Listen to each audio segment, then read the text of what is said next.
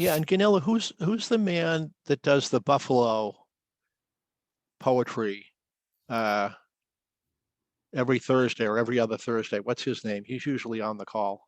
Yeah, Perry, Nicholas, and it was I who started it, and Yeah, he became part of it, and now he has left us again. yeah, Uh, so I am still running it with Irene Cyprus, who is here with us.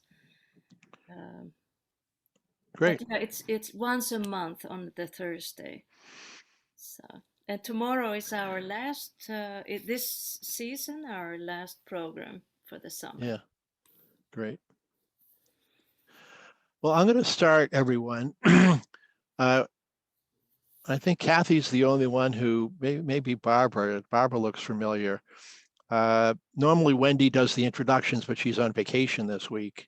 So I'm doing the front end and the back end of the poetry hour. So I want to welcome everyone today, and we're pleased to have Gunilla Kester as our reader. I think, Gunilla, you are our first Swedish person. Uh, yeah, yeah. My backdoor neighbor in DC was from Sweden, so he's coming up. They're coming up in about 3 weeks to stay with us for a while. She's the author of two. I'm going to just read the author of two poetry chapbooks, Time of Sand and Teeth and Mysteries 1, 2, 23, and the co-editor with Gary Early Ross of The Empty Chair and The Still Empty Chair, Memories of Victims of Flight 3407. Lately, she was shortlisted in the Fish Poetry Prize and in the New Millennium Writing Awards 38. She's been nominated for 2 Pushcart Prizes in her poem In My Hometown, Martin Luther is Still King. It was a finalist in New Millennium Writing. Sherry's Piano won an International Publishers Prize from Atlanta Review and was published in its international issue, distributed in over 120 countries. Her poem Daydream won special recognition in Other Words.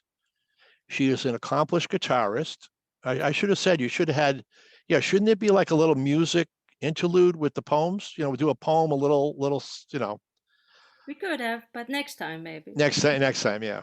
Yeah, we're going to require that all poets have to have a second, second skill, music, tap dance. Yeah, yeah. An accomplished guitar, she often performs and also teaches classical guitar at the Amherst School of Music. When in Ghana, she teaches at the Shorkey Foundation supported Heritage Academy. A Fulbright scholar, she has published a scholarly study writing the subject, second edition. Her CD with Cantor Susan Wheely was released in 2007. She serves as vice president for the Buffalo Guitar Society, and her current projects include a 350-page memoir under construction and a new poetry collection. Well, I'm glad you don't have anything to do. It sounds like you need to fill up the space. So I know it's a little humor here. Yeah, it's very cool. We just moved to Maine. It's very cool. It's supposedly it's 70 out and it feels like 50. So um, Well, I'm in Buffalo, New York, and it's pretty chilly here too. If you see yeah, me, yeah, yeah. It's the wind is blowing again. but Uh, you will so have good blueberries in Maine. oh yeah, blueberry. Oh yeah, yeah. I think you can, wherever the big blueberry Waylands or something. There's a place you can go, and yeah, it's like miles and miles of blueberry fields, which is yeah, yeah. Among other things, blueberries, potatoes, lobsters. Yeah, yeah. The haunt of plenty is full here in terms of food. So Gunilla, we start with asking a few questions so the audience can understand some of your creative process. How have the themes of 2020 and 2021, pandemic, politics, racial injustice, income inequality, January 6th, things that keep going on and on. Have some of those issues started to show up in your work? Well, I always believed with Miloš, the poet, that a poet is a witness and that we should write about things that are happening and things that happened in history. Personally, I feel that all that has happened to us in the last year and a half is too fresh. I know everybody's writing Yeah, pandemic, poems, post-pandemic poems. You're gonna see it. It's gonna be the theme of the year. But personally, I feel things have to sink into a much deeper level, perhaps before you can write about what Yeah. really occurred. Now, I do have a poem called In the Pandemic Year, but it's really about something else. Okay. So share with us, how your creative process might start, how a poem may start for you. We've heard various people, it's overhearing a conversation, it's hearing something on the phone, it's reading another poem, it's reading the newspaper. Is there one method that kind of works for you, or does it happen a variety of different ways? It happens, walking the dog, reading Irene's poem happened for me.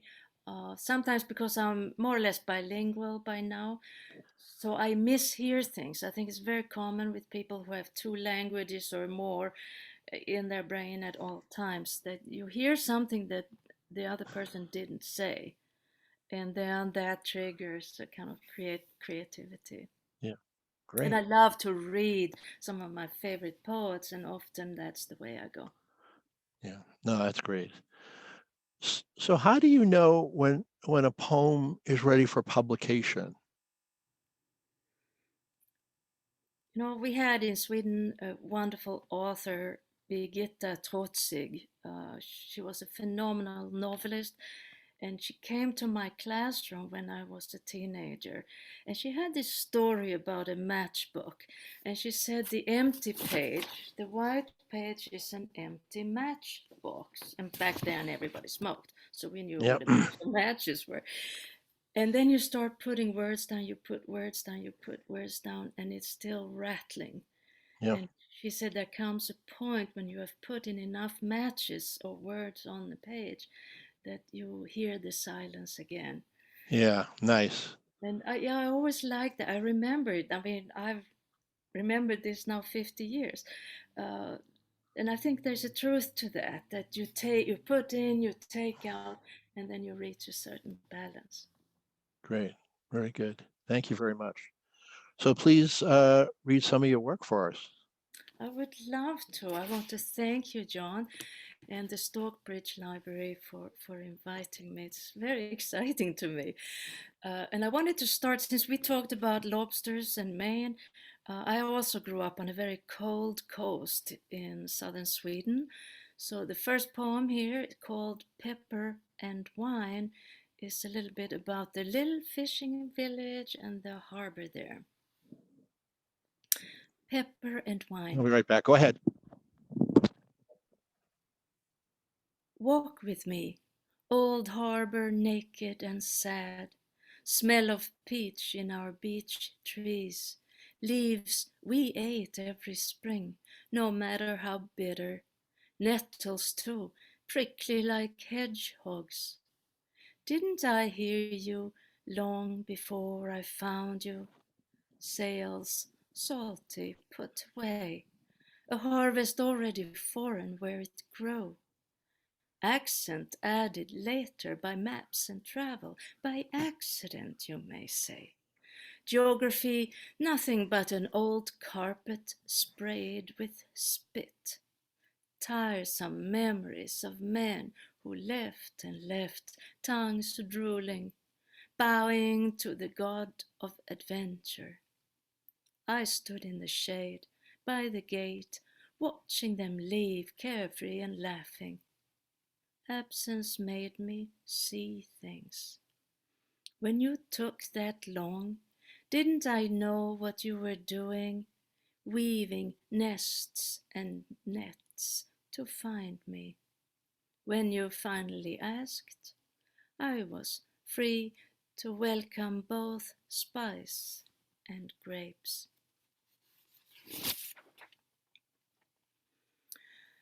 Now, in this next poem, I call the poem that woke me up, because it really did.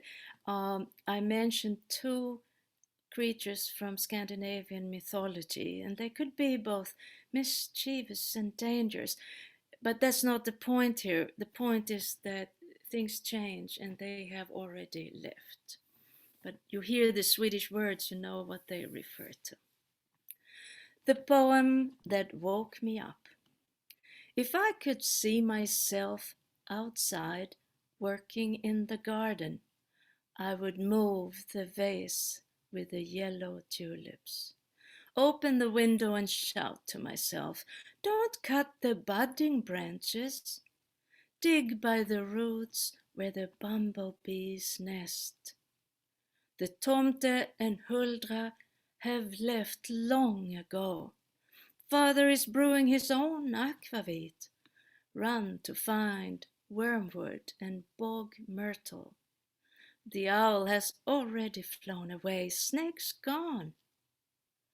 Tell the young woman waiting, eyes open, to pour crumbs in the palm of her hand and fling them over the gate, to let the dough with honey and bitter herbs rise under her grandmother's cloth. Do not take our fears and multiply them. And here's a poem I wrote for my daughter. She took piano lessons from age 4 to 17, 18. I sat in on almost every single one. And one time I wrote this poem. It's called Shiri's Piano. You hold the chords like my grandfather held spring wheat in his gnarled hand. A big hand and strong, yet it caressed the silky kernels so gently that they whispered to him all their dreams of tallness and sunshine and growth.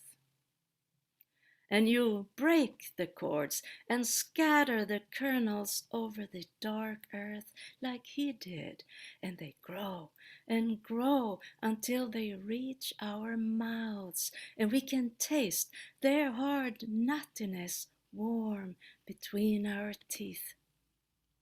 And they grow in your field until they reach our noses, and we smell again the fires that licked the dry sticks and leaves, turned old to new, covered fields in smoke, hid the mystery of yet another spring, the hunger of our childhood. And they grow until they tickle our ears and make us laugh with pure happiness, and hear again my grandfather's song as he walked through muddy fields, feeding his tired muscles rhythms, singing his hungry body home. Now, there are certain experiences that you can only try once, and this is about one. It was very scary, a very scary one-time shot. It's called Immigration Interview. Early morning in late summer rain, I drive downtown. Big drops hitting the car, trying to break the glass. While I review dates, names, wars, the Constitution, they drown out the noise of traffic, try to reach me, soak me. The morning of my immigration interview, 2 daughters sleep behind curtains. They make me happy, even when they sleep. I check again my green card, my foreign passport. Look at my books, think, stay, be here for me when I come back. Some books are native, most translated. Today, I translate myself from foreign student to immigrant to citizen. So much rain, so many books, so many roles. The children in the books accept them. My oldest daughter says, Mom, you're so weird. A badge of honor from a 15-year-old who looks at me and sees different faces, even when she wants one, sees fissures, scars, seams where she craves smoothness, a healing gesture, like I do, as I peer through the rain, seeking a parking space. Now, I always feel poetry begins in a way where rational thought, thinking, stops working. And I think this poem illustrates that. When the young girl was ill, we didn't cry. When the young girl was ill and in the hospital, we counted every stone in the garden, every step down the street, and patience didn't help us, and impatience didn't help us either. One day it rained, one day the sun shone. I walked by her empty house under the rain and sun, and my heart was like her house. My head was like her house, and my hands were empty too. At night we had either clouds or stars. We turned toward each other and we turned away. And we didn't cry and we didn't think.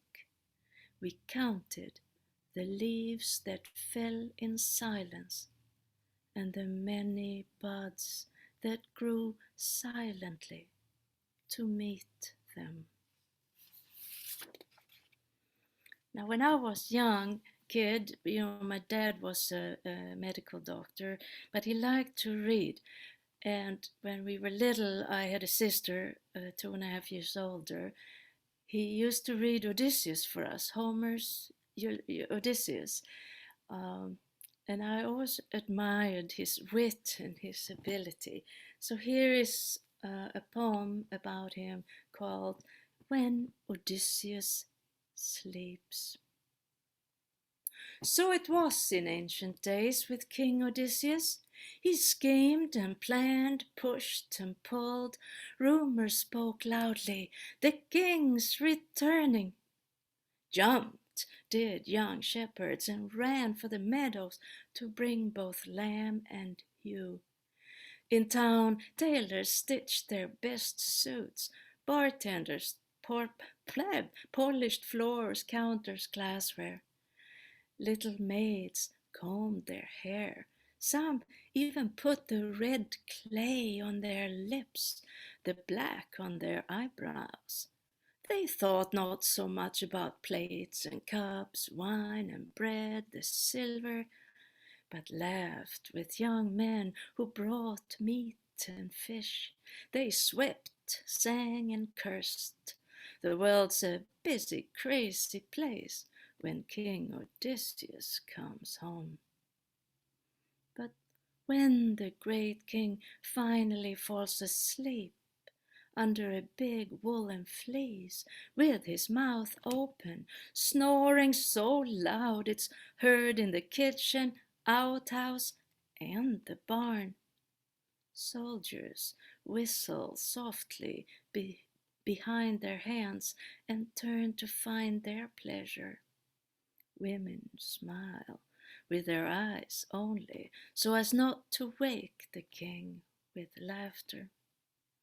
When the great King Odysseus once in a while falls asleep, all those who work for him can sit and fill their plates or lie down to rest. For one brief moment, the world stops.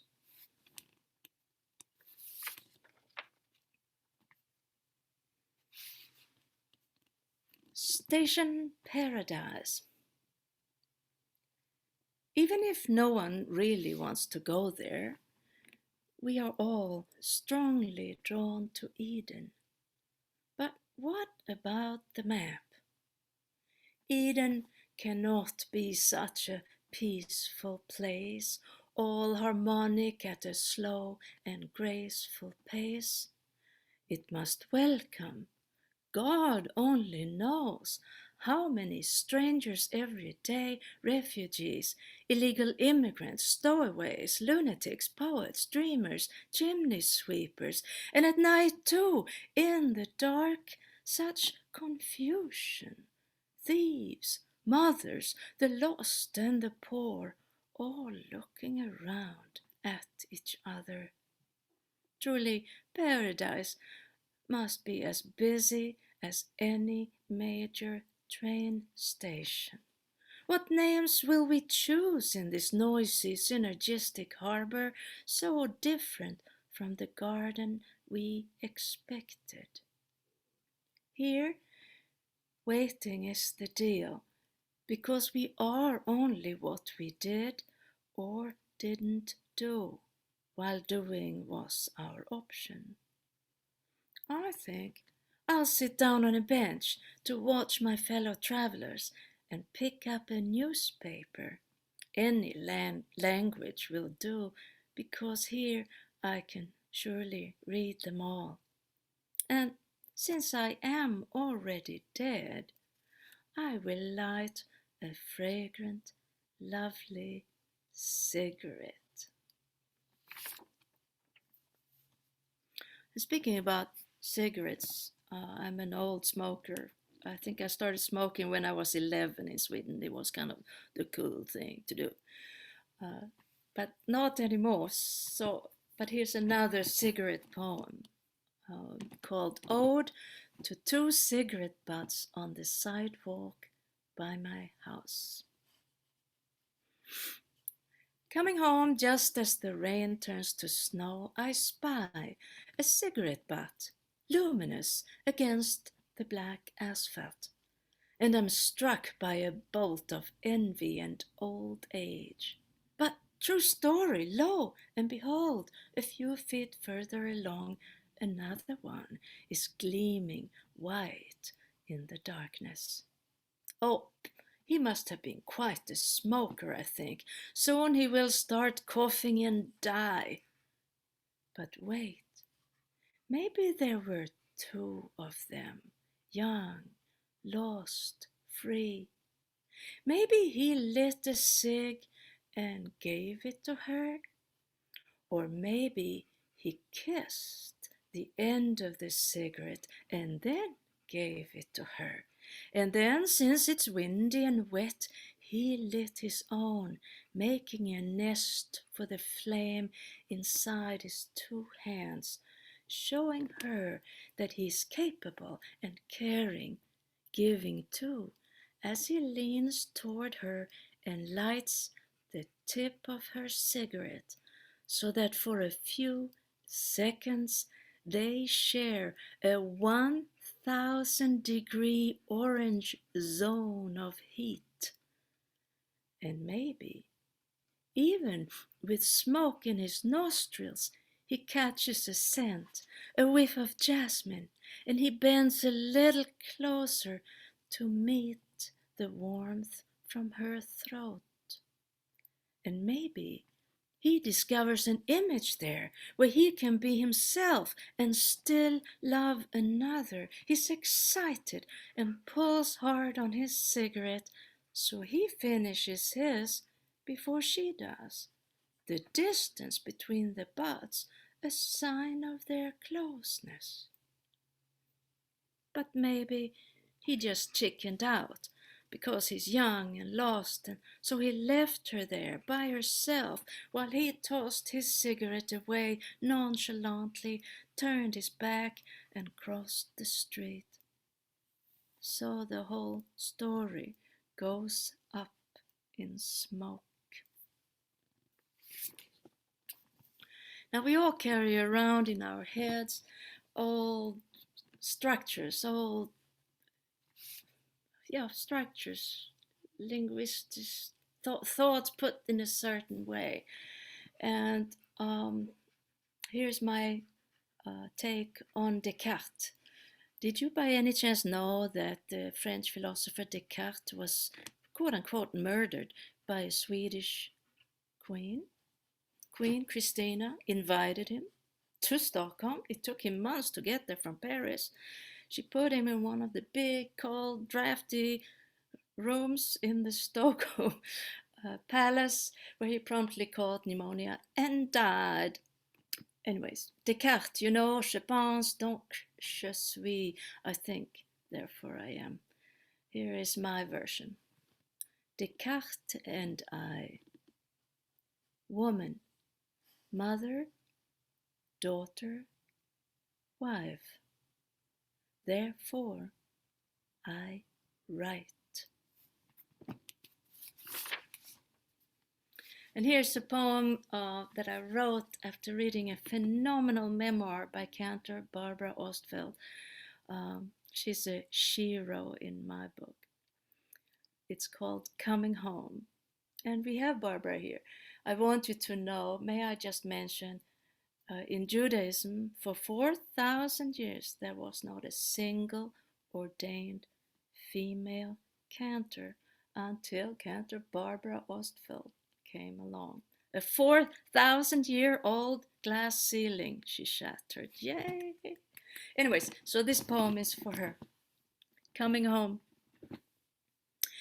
Wind-soaked and salt-rubbed, I opened my door with 2 hands, left for yesterday, right for tomorrow. Let my stormy self loose, pulling in 2 directions with only a pen as rudder, sail, and figurehead. Anchor lost somewhere among the tents by the gates of Troy. Seeing I am no crafty Odysseus, my bed might have shifted during unexpected turbulence. Knowing well that I, although hardened like a drop of amber in need of polishing, I am no Odysseus arriving home after the long Trojan War. My battles were fought differently. No word, rooted or uprooted, can fix that pain. I met him once, the great Odysseus, in a harbor far away, and asked the tricky old hero my question. If the ark is buried in the garden, how do I find the way? He lifted my shirt, drew a map between my breasts, and on the smooth skin of my belly, which he kissed twice, muttering something in old Greek about a tree, the juicy pomegranate with bitter crunchy black pits getting stuck in his aging teeth, making his gums bleed, his breath stink. Like a false compass, intent on getting me lost. So I left him alone on the beach. No paradise in sight. And here's a poem called The Mistake, to remind us all that sometimes we think things are a mistake, but they turn out to be really good for us. The Mistake. In the evening of a red summer, he said he was leaving. I dressed in spider webs and poured honey on the sheets. From coast to coast, I called him by all his names. Then wrestled Eros and tied him to my pomegranate tree. He hissed among the nettles and wriggled like a snake. You're no good. He's still leaving. I am only a god. I give power to love. How he uses it is his choice. I untied the ropes then. It was no mistake to be alone, to watch them leave, man and God, together.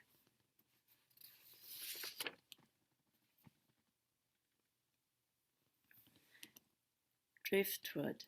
I want to mention that my family, we are Jewish and we study Torah, and so that has entered in many ways. John, you asked about the pandemic. I'm not there yet, but this is very deep. So here's my take on the ark. Driftwood. You see, the ark wasn't mine. I wasn't supposed to be on board. We were all drinking, singing, howling at the purple moon when the clouds came. 12 strings going out of tune in that rain, and the sweet cherry scent of Noah's pipe. Two of a kind, he shouted, two of a kind. The children were scared, so I sang, these waves are God's busy hands. The mothers took fright, so I prayed, your children are the hands of a busy God. The men just muttered, two of a kind, that crazy poet and her pregnant lute. Now, thanks to a former student of mine and my husband and my children, I've had the great pleasure to teach and to go to West Africa, to Ghana, several times. It was a former student of mine, Kwesi Kumson, who started the school. And we used to joke back then when I was his professor that, oh, once the kids go to college, I will come and teach. But it actually happened. And I wrote a lot of poems during those times. And here's one, it's called Coastline. So this coastline is really the slave coast of West Africa. But this is what I experienced or saw when I was there. Coastline. It wears a colorful necklace of hand-carved painted canoes. 20 men wrestle the gray sand to get a boat to the turquoise sea. Boys stand in water, shouting to each other, wet shirts clinging to their backs. Pearly edges of waves mirror their white smiles. A woman carries peanuts and grilled corn on a large tray balanced on her head. She is humming and singing, her calves lean and strong.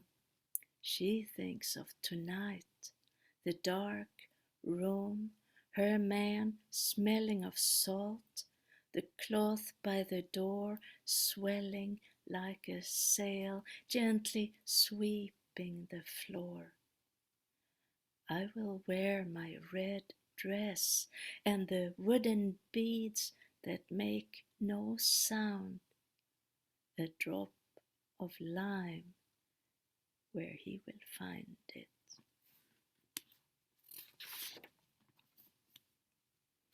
I don't know what we are on time here. Can I carry on? Yeah, it's 1:34. I just wanted to share a couple items that were in the chat. So Kathy said, I love that you read with your hands as well as your very expressive voice. And Barbara O said, Gunilla's voice is a musical instrument. And lastly from Bernadette, in love with your work, yes to the cigarette. Thank you, that's nice. Now another, if you wanted to read for another, 5 or 10 minutes, then we'll have some Q&A if people want to, or have comments, things like that. Okay, sounds good. I have 4 more poems, so that's probably just perfect. Yep. So here's, I had a sister and I lost her young to mental illness, madness, insanity. And this is a poem about what happens afterwards. The day after the morning my sister didn't wake up. Partly it was the flood waiting at the bus stop, falling around my feet a liquid chain. Partly it was darkness with an amber hue. The wind played tricks on your empty balcony, partly teasing raindrops trickling down the window into notes with very long stems up and down, escaping the order of lines and spaces, smudges of things we wanted to forget. Partly, I never knew if I did the right thing, crossing the street, purple jeans hugging my butt, my pockets full of leaves you drew when words failed you, words like spring, buds, garden. Partly it was a bird's gutter, narrow and mean, caressing untidy treasures nature abandons. It was you too, partly, my sleeping beauty. Partly only the dog knew, and barked and barked. The neighbor, your friend, kept banging on the wall to make it shut up. Death doesn't. Then the police came. And here's a poem for my friend Irene Cyprus, who is here. She's a very good poet also. You should read here, Irene, one of these days. She wrote a poem about her. I mean, we're all both old now, and how her hands were still working well and together, and they were like each other. And I was saying, not in my book, because your hands on a guitar, like on piano, you do more or less the same, but on the guitar, or you do very different things. So this was my response to Irene's poem, Trained in Guitar Playing. The right hand has a white scar running from index to little finger in a slanted, rugged line, reminding me to never again climb a roof of corrugated steel or hold on to its edge, so easy to slip and slide toward the ladder, steel cutting like a sharp knife the whole way. My left hand cupped a bowl of fresh blood. Took me 10 years to bend the fingers into my palm. No extra ice cream money from doing dishes, but I can write with it, and thumb to ring finger can do a damn fast, cool arpeggio. The little finger on the left is a prime player, strong and eager, the leader of the pack, the edge of that hand a map of years of hard labor and controlled effort.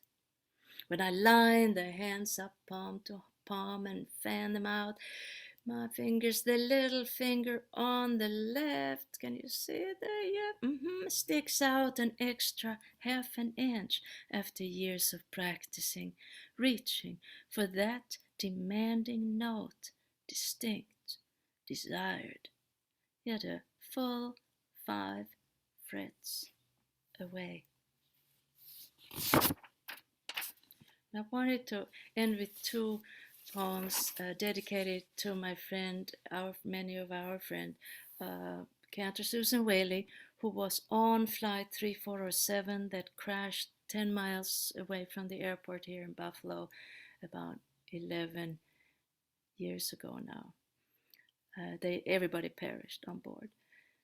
And it may not be the best poem ever written, but it is my best memory about my friend. And so I wanted to share it with you. It's called Rain Studio. How you laughed when you found me in the rain, sitting on a chair, heels dug in, leaning, tipping backwards, unstabling a rafter of wild turkeys, bowing and praying at random as they are wont to do, which to some seems like a threat. I with my guitar, rain clouding my eyes, ears acutely listening, yet with ease conducting this strange orchestra in the middle of a parking lot empty of cars.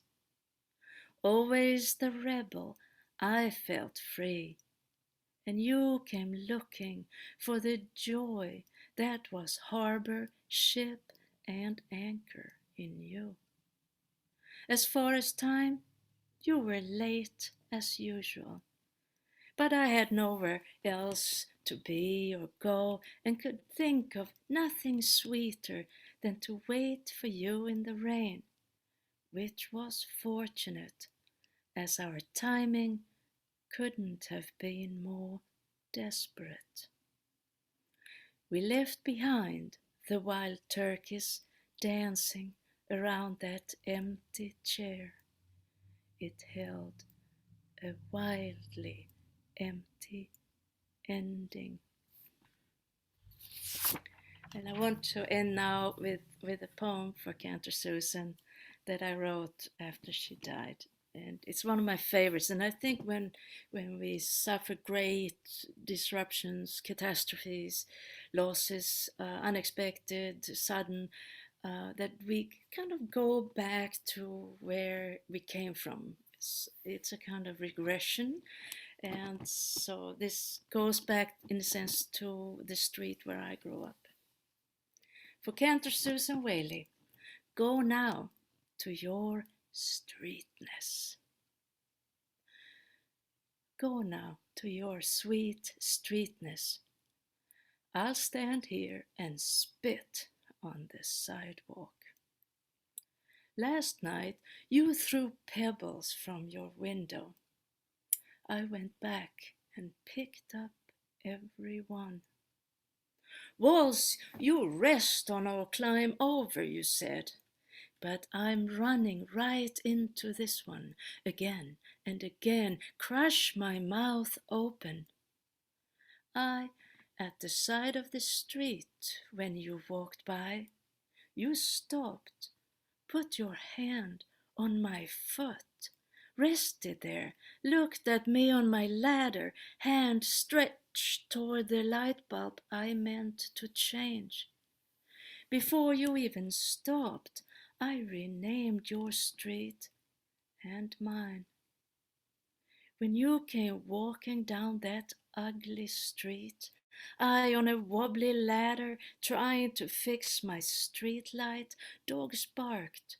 Toothless women smacked their lips, old men remembered to whistle, young girls lifted their skirts higher, cars screeched mercy. An evening blue and smooth like a moan of unrest, letters of need, sign of desire, everything has its color. Folly me, thought I could keep you. Folly me, thought you'd walk by. Worn out by disease and poverty, worn out already by tomorrow, when you stopped by my ladder and counted the bones in my foot.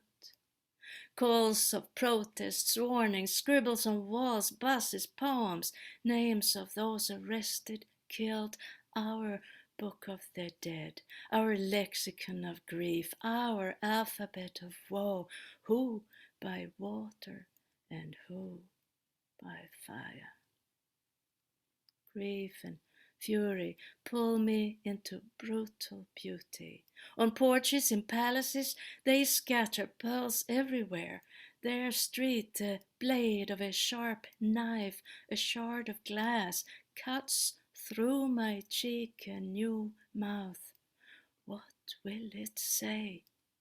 Known to river gods and ghosts looking for their shape.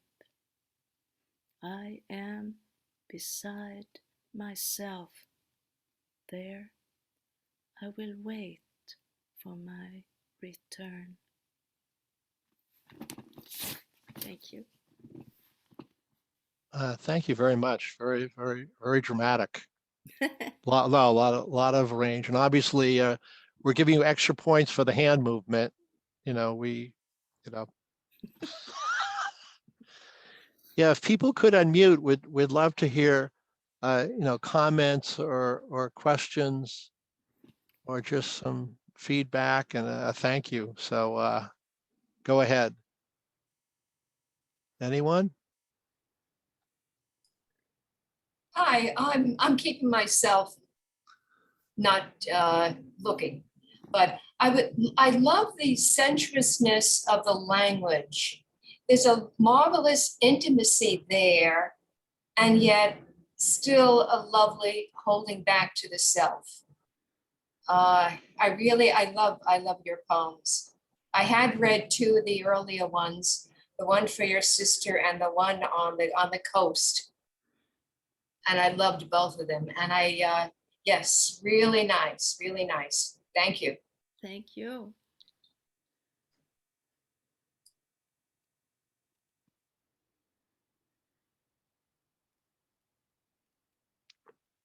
Yeah, you should unmute if you want to talk. Irene, I don't know if you're trying to talk. Yeah, I'm trying. Okay, there you go. Okay. Well, it's really quite wonderful if the more one hears somebody's poems, the more one falls in love with them. And that's what happens to me with Ganilla's poems. They're so rich and many layered. And of course, her voice, that I've heard these before because we are kind of colleagues together, but they just get more beautiful each time. Thank you, Gunilla. Thank you. All right, nice. There's something else in the chat from Laura Brugnaro. Thank you. I'm honored to hear your work. Brilliant. So. You know.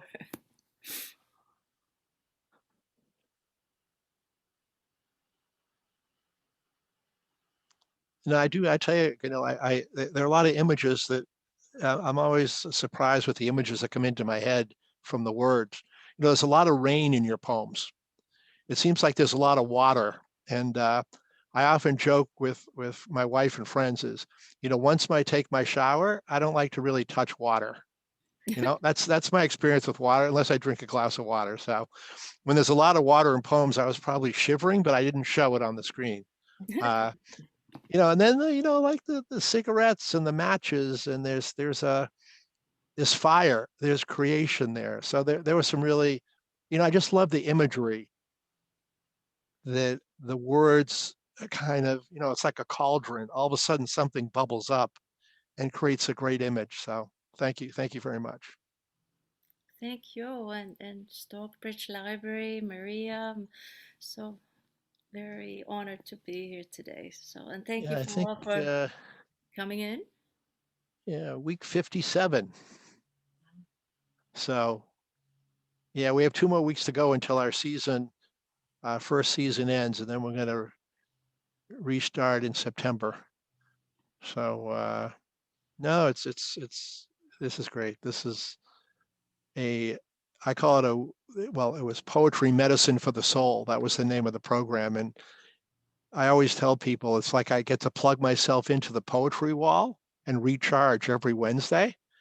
Mm-hmm. And that's usually good for about 48 hours of just, dramatic internal excitement after, having a Wednesday poetry immersion.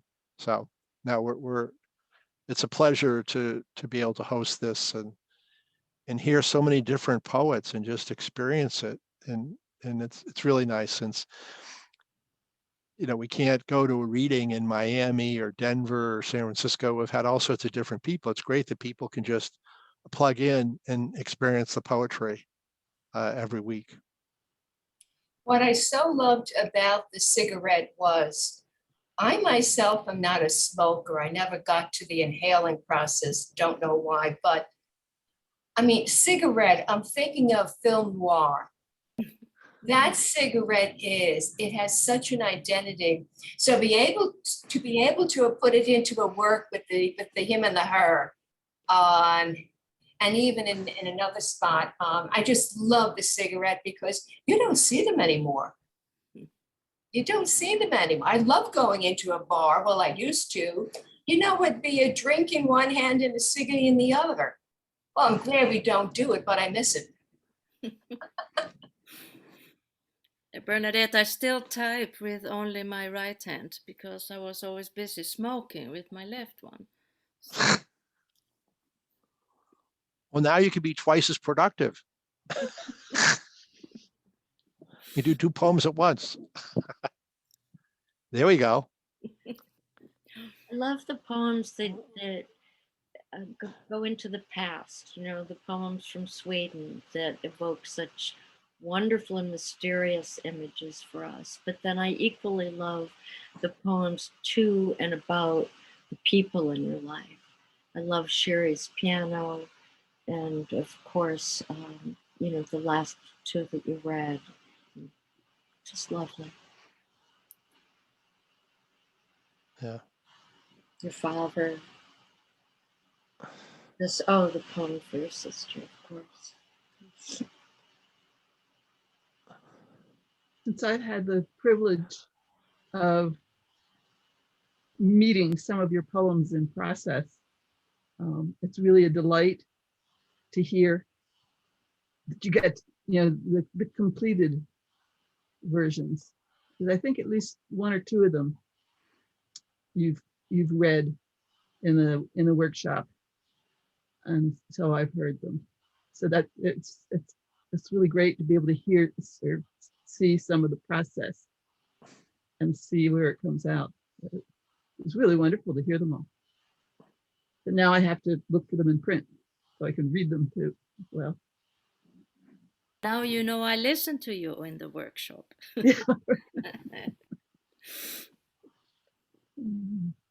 So there are a couple other comments in the chat. Kathy said you're bilingual.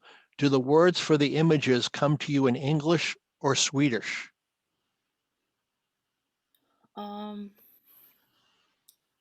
I often feel like while I'm writing, the other language, I'm writing in English, but the other language is always there kind of bumping underneath. Yeah. And I think what I have found in the workshop, for example, is that things that sound, mysterious and intriguing to me seems rather trivial to the English speaker. So I think there's, some aspects of the English language attract me, but it's really rather commonplace for the people who grew up here. I can't think of an example right now, but it's something to be thinking about. So, And I'm grateful for my friends and editors and people who tell me these things. so Bernadette had a question. I'll answer it for everybody. Is there any way in the future I can hear more poetry readings from your library?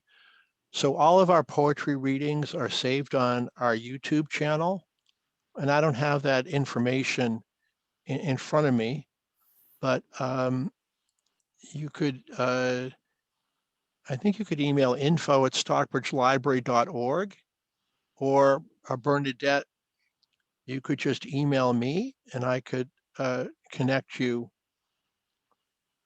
I'll put my email here in the chat box and you can see it. And I can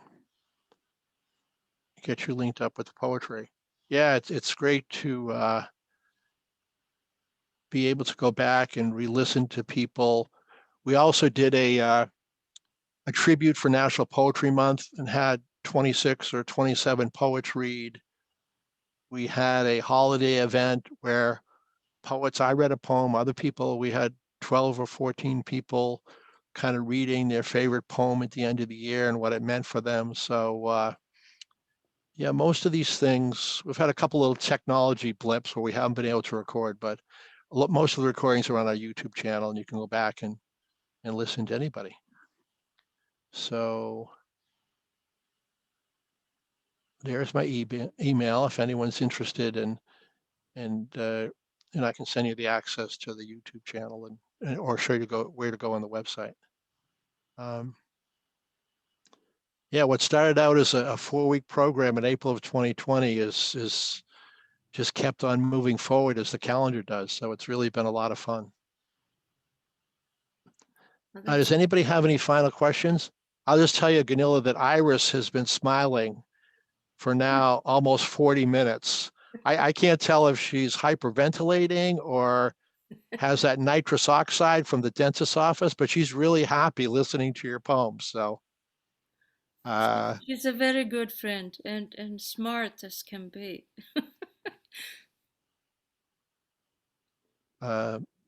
anyone have any final questions or comments? Gunilla, thank you for your reading. It has been a pleasure.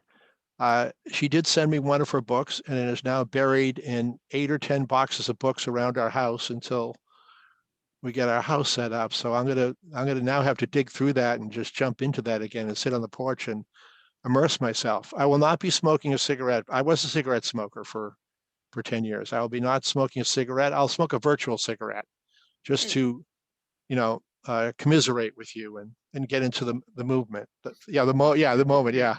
They use my pen. Yeah. Now, very good, everyone. Really fun hour. Thank everyone for Thank coming, you and so much. yeah, and hope to see you next week. Take care.